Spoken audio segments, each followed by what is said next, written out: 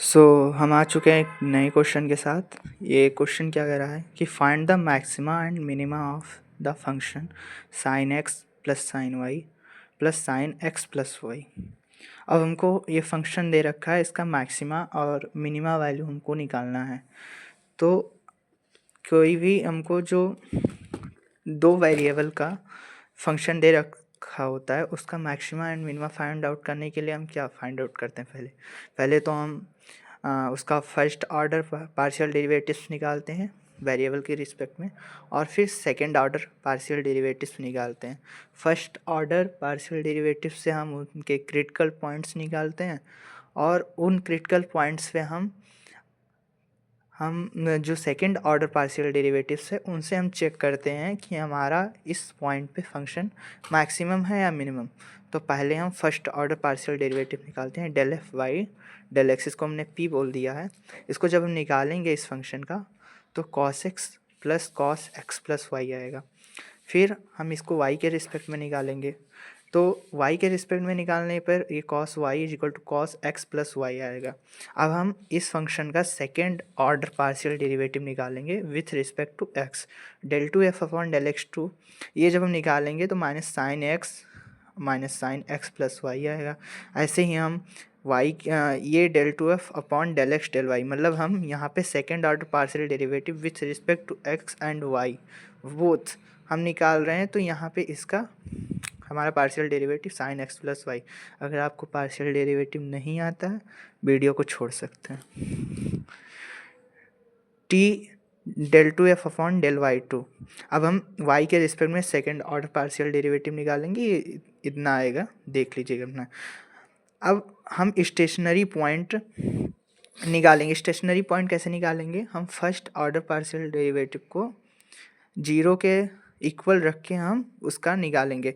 अब यहाँ पे जब हम p को, ये जो फर्स्ट ऑर्डर पार्शियल डेरिवेटिव था, इसको जब जीरो के इक्वल करते हैं और q को भी जीरो के इक्वल करते हैं तो हमको दो इक्वेशन मिलती हैं। इन दो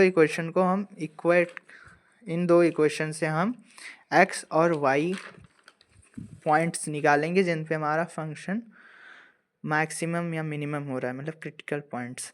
तो दोनों इक्वेशन में cos x प्लस वाई था, हमने माइनस कर दिया तो ये दोनों कैंसिल आउट हो जाएंगे, और फिर cos x यहाँ से cos x minus cos y बचता, cos y उधर चला है तो ये cos x is equal to cos y।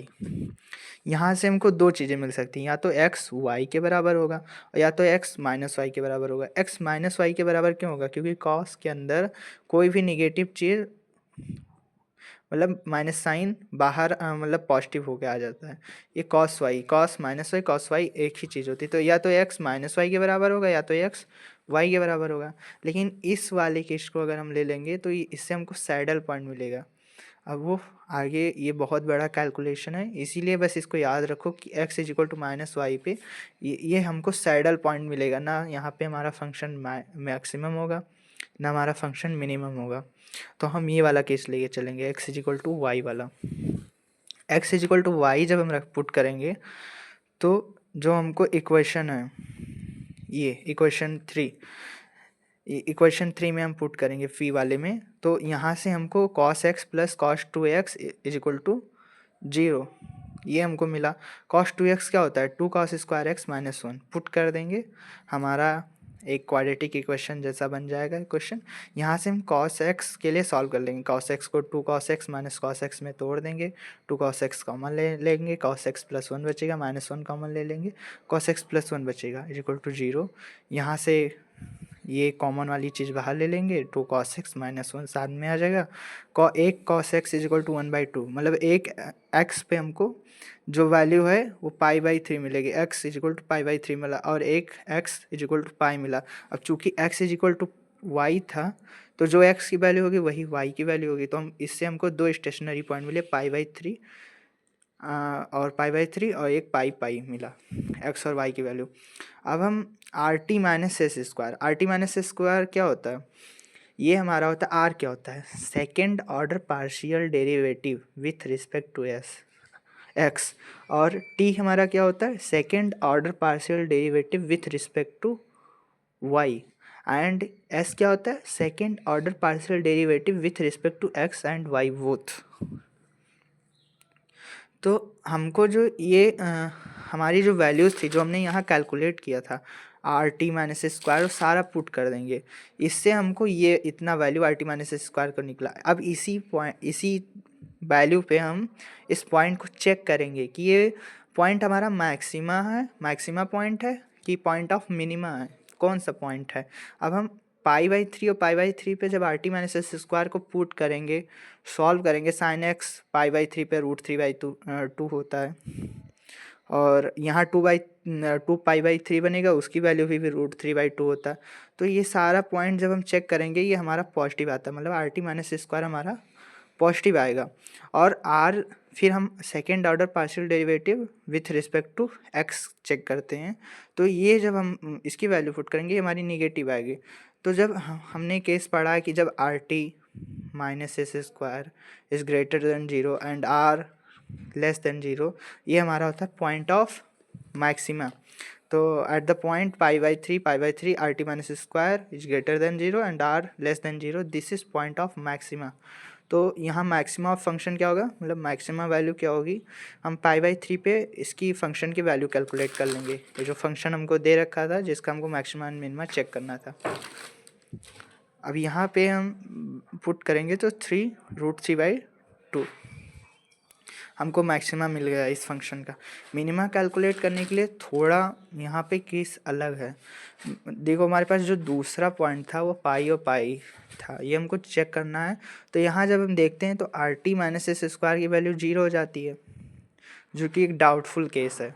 मतलब अगर r T minus S square positive है तो हम दो केस कैलकुलेट करते हैं, r less than 0, r greater than 0, उसके हिसाब से पॉइंट ऑफ मिनिमा मैक्सिमा सब बताते हैं। लेकिन अगर 0 ही होगा ये इक्वल, तो ये तो केस बहुत डाउटफुल है। और अगर r T minus square S square is less than 0 होता है तो सैडल पॉइंट हो जाता है, वो भी चलो ठीक है, लेकिन ये केस डाउटफुल है। अब इसके लिए हमको एक अलग सी इन्वेस्टिगेशन करनी पड़ेगी फंक्शन की, कि हमारा फंक्शन इस पॉइंट पे क्या है, मैक्सिमा है, मिनिमा है, क्या वैल्यू दे रहा है।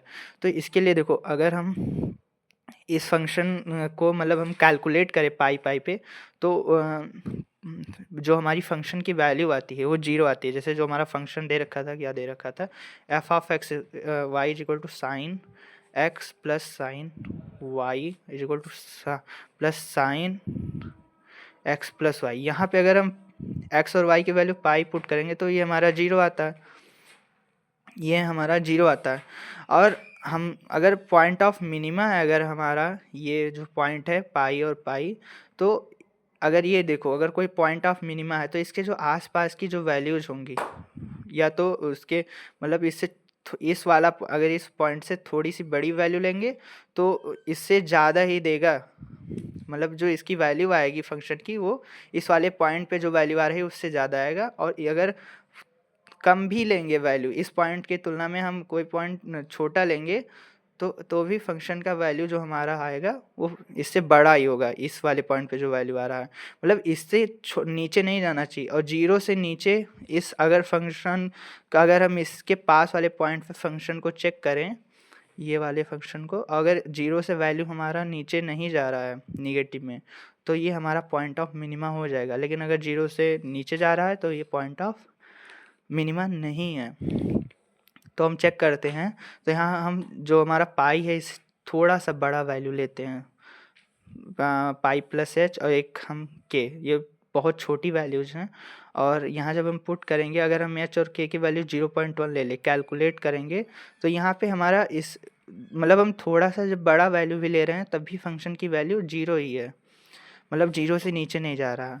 ऐसे ही अगर हम यहाँ पे छोटा वैल्यू ले लें, पाई माइनस 0.1, तो भी अगर उसको कैलकुलेट करके देख लेना उसमें भी 0 ही आता है। तो इसीलिए ये पॉइंट हमारा क्या है, पॉइंट ऑफ मिनिमा है। एग्जामिनेशन में ऐसे ही लिख देना है कि this is when we further investigate this point is found is point of minima. तो अब हम हमारा जो ये पाई और ये पाई जो ये हमारा पॉइंट आया, इस पे जब हम फंक्शन की वैल्यू चेक करेंगे तो 0 लिख देना, minima of this function is 0, simple and. कि एग्जामिनेशन में ये क्वेश्चन छोड़ देना, इसके ऑप्शन में जो क्वेश्चन आया कौन था, सा? क्योंकि ये बहुत ही बड़ा है और ये बहुत डाउटफुल है। और इसके जो ऑप्शन में आया था, हमारा जो क्वेश्चन आया था वो बहुत ही आसान था, तो उसको अटेम्प्ट कर लेना। ये अगर ऐसे अच्छा, टाइप के मिनिमम क्वेश्चन मैक्सिमा वाला। क्योंकि ये वाला क्वेश्चन बहुत ही मतलब क्या बोलूँ मैं, और ऑप्शन में आएगा जो पक्का हल्का ही क्वेश्चन होगा, इससे कठिन नहीं होगा, तो ये छोड़ देना।